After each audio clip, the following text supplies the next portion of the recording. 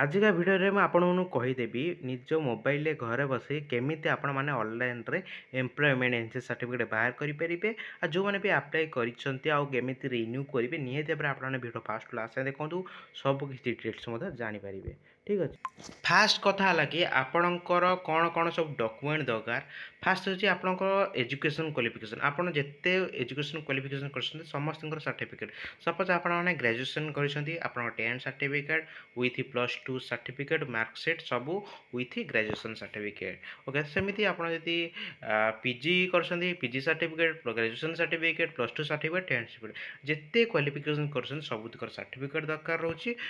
Okay, ଦେନ୍ ଆପଣଙ୍କୁ caste certificate ଯେଉଁମାନେ SC ST caste belongs କରୁଛି ତାଙ୍କ କାଷ୍ଟ ନହେଲେ SC BC okay SC BC okay SC BC ନହେଲେ OBC ଯେଉଁ କାଷ୍ଟ ଆପଣମାନେ ବିଲଙ୍ଗସ୍ କରୁଛନ୍ତି କ୍ୟାଷ୍ଟ ସାର୍ଟିଫିକେଟ୍, ଗୋଟେ ରେସିଡେଣ୍ଟ ସାର୍ଟିଫିକେଟ୍ ଆଉ ଗୋଟେ ଆପଣଙ୍କର ଫଟୋ ମଧ୍ୟ ଦରକାର ହେଉଛି। ଓକେ, ତ କେମିତି କ'ଣ ଆପ୍ଲାଏ କରିପାରିବେ ମୁଁ ଆପଣଙ୍କୁ ଫାଷ୍ଟ କରି କହିଦେଉଛି। ଓକେ, ଆପ୍ଲାଏ କରିବେ କେମିତି ଅନଲାଇନ୍ ଆପ୍ଲାଏ କରିବେ, ଫାଷ୍ଟ କରି ଆପଣ ଗୁଗୁଲରେ ସର୍ଚ୍ଚ କରିବେ EMP ମିଶନ ଓଡ଼ିଶା jobs.gov.in ନହେଲେ EME ଓଡ଼ିଶା ମାରିଦେଲେ ମଧ୍ୟ ଆସିଯିବ। ଠିକ୍ ଅଛି, EMP ମିଶନ ଓଡ଼ିଶା ମାରିଦେଲେ ମଧ୍ୟ ଆସିବ। ଫାଷ୍ଟ ଅପସନ୍ ଉପରେ କ୍ଲିକ୍ କରିବେ। କ୍ଲିକ୍ କରିସାରିଲା ପରେ ଆପଣଙ୍କୁ ଏଇଠି ଦେଖାଇ ଦେଉଛି। ଓକେ, କେଉଁମାନେ ଆପ୍ଲାଏ କରିବେ ଫାଷ୍ଟ କରି ଆପଣ ଦେଖିଥିବେ ଯେଉଁ ସ୍କ୍ରୋଲ୍ ଡାଉନ୍ କରିବେ ଏ ଲେଖିବ କି ଜବ୍ସ ହେଲା ଜବ୍ ସିକର ରେଜିଷ୍ଟ୍ରେସନ୍। ଆପଣ ଏଥିରେ ରେଜିଷ୍ଟ୍ରେସନ୍ କରିପାରିବେ। ଆଉ ରିନ୍ୟୁ କରିବାକୁ ତଳେ ରିନ୍ୟୁ ସାର୍ଟିଫିକେଟ୍ ଅଛି, ଆପଣ ରିନ୍ୟୁ ସାର୍ଟିଫିକେଟ୍ ଦେଖ ଯେଉଁମାନେ ରିନ୍ୟୁ କରିବାକୁ ଚାହୁଁଛ ଏଇଠି ରିନ୍ୟୁ ସାର୍ଟିଫିକେଟ୍ ଉପରେ କ୍ଲିକ୍ କରିବେ। କ୍ଲିକ୍ କରିସାରିଲା ପରେ ଆପଣଙ୍କୁ ଏଇଠି ଆପଣଙ୍କ ସାର୍ଟିଫିକେଟ୍ ରେଜିଷ୍ଟ୍ରେସନ୍ ନମ୍ବର ଦେବେ, ସବମିଟ୍ କରିବେ, ରିନ୍ୟୁ କରିବେ। ଆଉ ଯେଉଁମାନେ ବି ଇଏ କରିବାକୁ ଚାହୁଁଛ ଠିକ୍ ଅଛି, ତ ମୁଁ ଏଇଠି ବ୍ୟାକ୍ କରିଦେଉଛି। ଓକେ, ପୁରା ବ୍ୟାକ୍ କରିଛି। ଓକେ, EMP ଓଡ଼ିଶା ଫାଷ୍ଟ ଉପରେ କ୍ଲିକ୍ କରୁଛି। ଆଉ ଯେଉଁମାନେ ବି ରେଜିଷ୍ଟ୍ରେସନ୍ କରୁଛ ସିମ୍ପଲ୍ ଜିନିଷ ଆପଣମାନେ ଜବ୍ ସିକର ରେଜିଷ୍ଟ୍ରେସନ୍ ଉପରେ କ୍ଲିକ୍ କରିବେ। କ୍ଲିକ୍ କରିସାରିଲା ପରେ ଆପଣଙ୍କୁ ଏଥିରେ ଆପଣଙ୍କୁ ଏଇଠି ଦେଖାଇ ଦେଉଛି ଆପଣଙ୍କୁ ମିନିମମ୍ 14 ବର୍ଷ ହେବା ଦରକାର। ଦେଖ the minimum age limit of registration is 14 years. No age maximum age limit has been prescribed. The candidate can registration his or her name from anywhere that has an internet connection. As for ORTPS, the service provided immediately after registration. The registration requires some document like soft copy of your photo in JPG format, and photo must be less than 20 KB. The registration require other document like certificate, marksheet of from 10th onward to your higher education in form PDF format, and size must be less than 100 KB। Okay, ମୁଁ ଆପଣଙ୍କୁ ପୁରା details କହିଦେଉଛି, ଆପଣ ମଧ୍ୟ ମୋବାଇଲରେ ମଧ୍ୟ apply କରିପାରିବେ। ଆଉ ଯେଉଁମାନେ କେବି ଫେବି କେମିତି କ'ଣ କରିବେ ତା ମଧ୍ୟ ମୁଁ ଏଇ ଭିଡ଼ିଓ ମାଧ୍ୟମରେ କହିଦେଇ ଟେନସନ୍ କିଛି ଦରକାର ନାହିଁ। ଠିକ୍ ଅଛି, ତାହେଲେ 6 ନେଉଛି ଆପଣ upload all the qualification detail, click the next and fill all the work experience. If you have other you can skip in by clicking next. Then 7 after fill all the qualification in last page of registration, choose NCO national classification of occupation code according to your higher qualification and save. Okay, after saving your registration process is complete, then you print your 10th certificate. Okay, okay, ମୁଁ ଆପଣଙ୍କୁ ଏଇଠି total ଦେଖାଇ ଦେଉଛି। ଆପଣଙ୍କୁ minimum 14 ବର୍ଷ ହେବା ଦରକାର।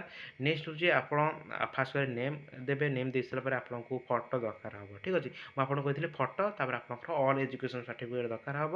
ଠିକ୍ ଅଛି, ଫଟୋ 20 KB କେମିତି ଧର ଆପଣଙ୍କର ଫଟୋ ତ କେମିତି ଫଟୋକୁ କେବି 20 KBରେ କେମିତି ରିଡ୍ୟୁସ୍ କରିବେ। ହଁ, ଆଉ ଗୋଟେ କଥା ଫଟୋ 20 KB ଲେସ୍ ଦେନ୍ ହେବା ଦରକାର। ଆଉ ଆପଣଙ୍କର ସାର୍ଟିଫିକେଟ୍ 10th ହଉ +2 ହଉ ଗ୍ରାଜୁଏସନ୍ ହଉ ଆପଣଙ୍କୁ କେମିତି 100 KB ଭିତରେ ହେବା ଦରକାର। ମୁଁ ଆପଣଙ୍କୁ ଏଇଠି ମୋବାଇଲ ମାଧ୍ୟମରେ କହିଦେବି। ଠିକ୍ ଅଛି, ଓକେ, ଆଉ ତାପରେ ଯେତେବେଳେ ଆପଣ ଡିଟେଲ୍ ଦେଇପାରିବେ କ୍ଲିକ୍ ସେଭ୍ କରି। ଯଦି ଆପଣଙ୍କର ୱାର୍କ ଏକ୍ସପିରିଏନ୍ସ ନାହିଁ ସେ ଅଲରେଡ଼ି କହିଛି ସ୍କିପ୍ ଉପରେ କ୍ଲିକ୍ କରିକି ଆପଣ ଦେନ୍ ନେକ୍ସଟ ଷ୍ଟେପ୍କୁ ଯିବେ। ତାପରେ ଆପଣମାନେ ଆପ୍ଲିକେସନ୍ ରେଜିଷ୍ଟ୍ରେସନ୍ କମ୍ପ୍ଲିଟ୍ ହେଇସାରିଲା ପରେ ଆପଣମାନେ କରିବେ। ଓକେ, ତ ଫାଷ୍ଟ କଥା ହେଲା କି ଆପଣମାନେ କେବି କେମିତି ଆଉ ନିଜେ ସବୁ କିଛି ମୋବାଇଲ ହେବ, ଟେନସନ୍ଟା କିଛି ଦରକାର ନାହିଁ। ଫାଷ୍ଟ କରି କେବି ଯେଉଁ ଯଦି ସପୋଜ୍ ଫଟୋର କେବି ଅଧିକ ଥାଏ ସବୁ ମାଧ୍ୟମରେ କେବି ରିଡ୍ୟୁସ୍। ଓକେ, କେବି ରିଡ୍ୟୁସ୍ ସାଇଜ୍। ଓକେ, କେବି ରିଡ୍ୟୁସ୍ ସାଇଜ୍ ଉପରେ କ୍ଲିକ୍ କରିବେ। କ୍ଲିକ୍ କରିସାରିଲା ପରେ ଫାଷ୍ଟ ଅପସନ୍ ଉପରେ କ୍ଲିକ୍ କରିବେ। ଯେଉଁ ବି ଅପସନ୍ ଆସିବ ଟେନସନ୍ କିଛି ଦରକାର ନାହିଁ। ଏଇଠି ତ ଆପଣଙ୍କ ଫଟୋ ସିଲେକ୍ଟ ଫଟୋ ଉପରେ କ୍ଲିକ୍ କରିକି ଆପଣ ଫଟୋ ଏଇଠି ମାରିଦେବେ। ଯେତେ କେବିର ନେବାକୁ ଚାହୁଁଛନ୍ତି, ସପୋଜ୍ ଫଟୋ 20 MBର ନେବାକୁ ଚାହୁଁଛନ୍ତି ଲେସ୍ ଦାନ୍ ଆପଣ 20 MB ରୁ ତଳକୁ ନେବାକୁ ଚାହୁଁଛି ଆପଣ ଏଠି 15 ମାରିଦେବେ, P16 ଯାହା ବି ମାରିଦେବେ, ରିଡ୍ୟୁସ୍ ସାଇଜ୍ ଉପରେ କ୍ଲିକ୍ କରିବେ, ଫଟୋଟି ଡାଉନଲୋଡ଼ କରିବେ, ନେକ୍ସଟ ଅପଲୋଡ଼ କରିବେ। ସେମିତି ସାର୍ଟିଫିକେଟ୍ ମଧ୍ୟ ଓକେ, ଖାସ୍ କରି ସାର୍ଟିଫିକେଟ୍ ଭଲ କ୍ଲାରିଫାଏରେ ଆପଣ ମୋବାଇଲରେ ଫଟୋ ଉଠିଥିବା ଦରକାର। ଓକେ, ତ ତାପରେ ନେକ୍ସଟ ଆପଣମାନେ କେବି କନଭର୍ଟ କରିକି ଆପଣମାନେ ଅପଲୋଡ଼ କରିକି ଆପଣମାନେ ରେଜିଷ୍ଟ୍ରେସନ୍ ଆପ୍ଲାଏ କରିପାରିବେ। ଓକେ, ବହୁତ ହେଲ୍ପଫୁଲ୍। ମୁଁ ଆପଣଙ୍କୁ ପ୍ରୋସେସ୍ଟି କହୁନି, ଆପଣ ନିଜେ ପ୍ରୋସେସ୍ କରନ୍ତୁ। ଆପଣଙ୍କୁ ଅଲରେଡ଼ି ବି ସବୁ ଡିଟେଲ୍ସ ମଧ୍ୟ କହିଦେଇଛି, କେଉଁ ପ୍ରୋସେସ୍ରେ ଆପ୍ଲାଏ କରିବ ସିଏ ବି ଅଲରେଡ଼ି ସବୁ କିଛି ମେନସନ୍ କରିଦେଇଛି। ଫାଷ୍ଟ ଆପଣ ନେମ୍ ଦେବେ, ନେମ୍ ଦେଇ ସାରିଲା ପରେ ଆପଣଙ୍କର ଆପଣଙ୍କ ଫଟୋ ଦରକାର ହେବ, ଠିକ୍ ଅଛି। ତ ଫଟୋ ଦେଇ ସାରିଲା ପରେ ଆପଣ ନେକ୍ସଟ ଉପରେ କ୍ଲିକ୍ କରିବେ, ତାର ଅଲ୍ ଏଜୁକେସନ୍ କ୍ୱାଲିଫିକେସନ୍ ଦେବେ, ଦେଇ ସାରିଲା ପରେ ଆପଣଙ୍କୁ ୱାର୍କ ଏକ୍ସପିରିଏନ୍ସ ମାଗିବ, ଯଦି ଆପଣଙ୍କର ସ୍କିପ୍ କରିଦେବେ, ଯଦି ଆପଣଙ୍କର କିଛି ୱାର୍କ ଏକ୍ସପିରିଏନ୍ସ ନାହିଁ ସ୍କିପ୍ କରିକି ତାପରେ ନେକ୍ସଟରେ ଆପଣମାନେ ଆପ୍ଲାଏ କରିପାରିବେ।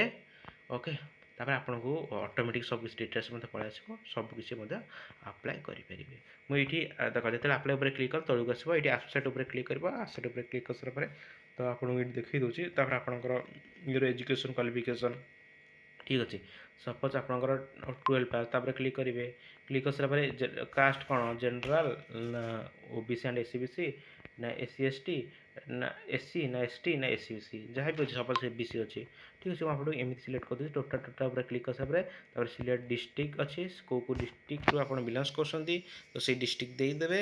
ଠିକ୍ ଦେଇ ସାରିଲା ପରେ ଆପଣ ନେକ୍ସଟ ପ୍ରୋସିଜର୍ ଉପରେ କ୍ଲିକ୍ କରିବେ, କ୍ଲିକ୍ କରିସାରିଲା ପରେ ଆପଣ ଫଟୋ ମାଗିବେ, ଫଟୋ ଦେବେ, ଏଜୁକେସନ୍ କ୍ୱାଲିଫିକେସନ୍ ଅପଲୋଡ଼ କରିବେ, ସବୁକିଛି ଡିଟେଲ୍ସ ମଧ୍ୟ କହିବେ। ଡିଟେଲ୍ସ କରିସାରିଲା ପରେ ଆପଣମାନେ ଆପଣ ଆରାମସେ ଆପ୍ଲାଏ ସାର୍ଟିଫିକେଟ୍ ପୁରା ଅନଲାଇନ୍ ଥ୍ରୁରେ ମଧ୍ୟ ଏମିତି ଆପ୍ଲାଏ କରିପାରିବେ। ଆଶା କରୁଛି ଭିଡ଼ିଓଟି ବହୁତ ହେଲ୍ପଫୁଲ୍ ହୋଇଥିବ। ନିହାତି ଚ୍ୟାନେଲକୁ ସବସ୍କ୍ରାଇବ୍ କରି ବେଲ୍ ଆଇକନ୍ ଅଲ୍ରେ କ୍ଲିକ୍ କରନ୍ତୁ। ନିହାତି ଆପଣ ସାଙ୍ଗମାନଙ୍କ ସହିତ ସେୟାର କରନ୍ତୁ, କାରଣ ବହୁତ ଇମ୍ପୋର୍ଟାଣ୍ଟ ଭିଡ଼ିଓ ପାଖାପାଖି ବହୁତ ପିଲାଙ୍କର ଆଜିକାଲି ଟାଇମ୍ରେ ଯେଉଁମାନେ ଜବ୍ ପାଇଁ ଆପ୍ଲାଏ କରୁଛନ୍ତି, ଓଡ଼ିଶା ପୋଲିସ ହେଇଗଲା କି ଯେଉଁ ବି ଯେକୌଣସି ଆପଣ ନିହାତି ଭାବରେ ଡକ୍ୟୁମେଣ୍ଟ ଦରକାର ହେଉଛି ଏମ୍ପ୍ଲୟମେଣ୍ଟ ସାର୍ଟିଫିକେଟ୍, ଯେଉଁଟାକି ଆପଣମାନେ ଆଗାମୀ ଫ୍ୟୁଚର୍ ପାଇଁ ଦରକାର ହେବ। ଆଶା କରୁଛି ଭିଡ଼ିଓଟି ବହୁତ ହେଲ୍ପଫୁଲ୍ ହୋଇଥିବ। ତ ରହୁଛି, ଦେଖବା ନେକ୍ସଟ ଭିଡ଼ିଓରେ। ସେଥିପାଇଁ ଜୟ ଜଗନ୍ନାଥ।